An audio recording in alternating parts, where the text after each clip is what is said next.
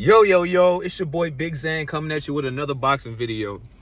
Alright, so today we talking about the lightweight division, or the small division. Super lightweight, 130, 135 pounds. There's some heat going on down there. We know Shakur Stevenson just beat that man Oscar Valdez for his second title at 130. And just so happens that another great talent in the sport of boxing, probably the biggest draw down at 130, 135, 140, Gervonta Davis has expressed on Twitter that he's thinking about going back down to 130. We know he beat Leo Santa Cruz to get his title down there. That's a title that the public acclaims is his only real belt. It's another time, another conversation, another video. But we know that man Gervonta Davis is one of the most exciting people in boxing right now. His KOs speak for itself. I want to say 90%, if not 90%, 89, 85% KO ratio. He expresses on Twitter that he planned on going back down to 130, or he's thinking about it. We know we got the young king down there, Shakur Stevenson, that's taking over the 130-pound division right now. All he got to do is fight Gutierrez and some Japanese guy with a belt. I don't know too much about him because I saw a couple fights with him and I wasn't impressed. Not to say anything bad about the fighter, but he ain't no Shakur Stevenson or Gervonta Davis. So there's little resistance left down in 130 for Shakur Stevenson to go undisputed. And after knocking out Valdez, but dominating Valdez, reason why that fight was so big is because that was the only other big champion down at 130. If Gervonta Davis, which he's expressed on Twitter, goes back down to 130, that would be a massive fight.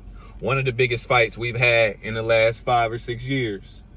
And I can't say for sure who would win. I want to lean towards Gervonta Davis because of his arsenal. Gervonta Davis has crazy knockout power, but that's not the only thing Gervonta Davis has. He is a great boxer, a pure boxer.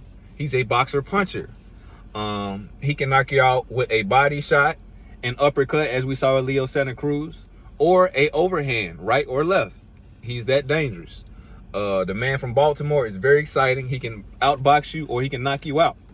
It depends on how he's feeling or how the fight game is going. Shakur Stevenson, on the other hand, not a man with much punching power, is showing up now, though. It's starting to show up now. Like I said, when he fought Jamel Herring, he was putting some shots on Jamel Herring. Some shots that if he get hit in the wrong angle, at the wrong angle, and he ain't see him coming, Jamel Herring could have been down on the ground, especially in the inside game. He was throwing some shots. He hit Valdez with some clean, good shots, not enough to put him down. But like I said, if those punches hit Valdez without having his guard up, or a punch he didn't see, he could have been on the ground. Now, I'm not going to go so far to say as he got power like Gervonta Davis, because we know Gervonta Davis is an anomaly, similar to Deontay Wilder in the sport of boxing.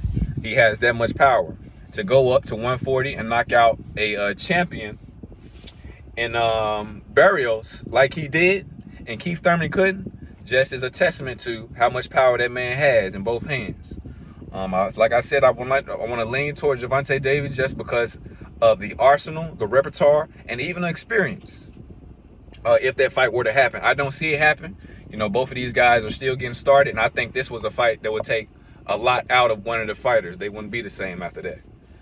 So if it does happen, we got a fight on our hands. If it don't, we know we'll see it later on in the highway division, because Shakur Stevenson himself is outgrowing 130.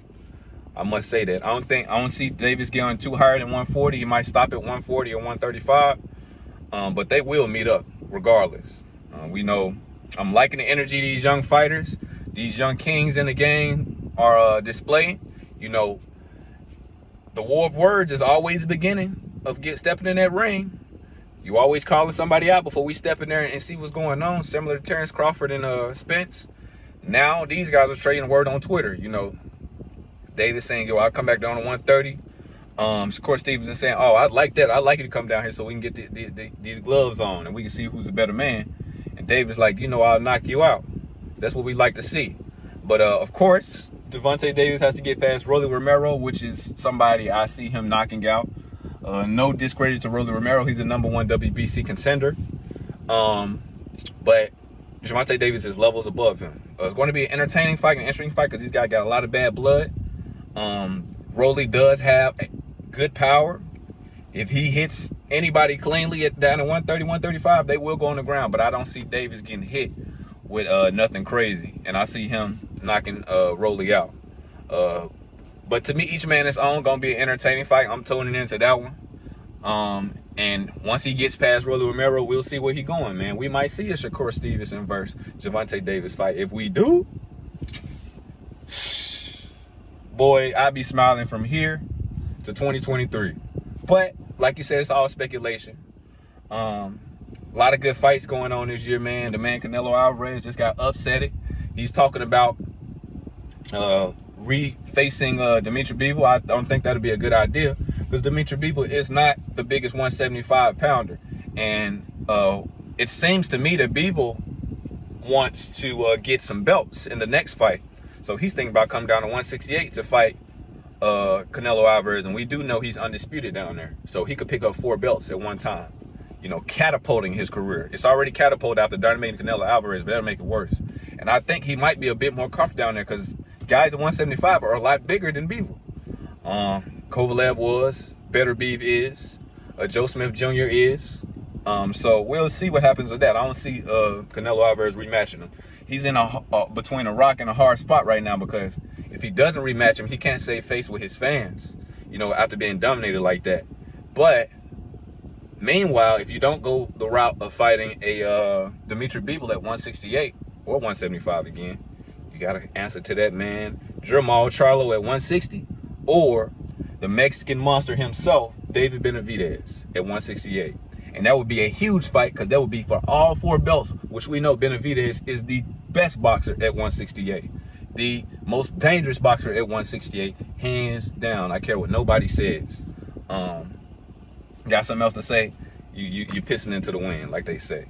But anyway, that's all I got to say about that matter, man. We see a Davis versus Stevenson fight.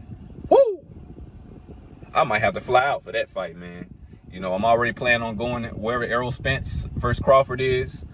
If Stevenson steps in the square ring with Davis, I'm going to see that fight live to get some good content, you know. Put my name out there, guys, because I think this boxing thing is something that I'm going to stick to. I like boxing. I know too much about boxing not to talk boxing. So, on that note, it's your boy Big Zan. Like, share, subscribe. Catch you guys with another video. Peace.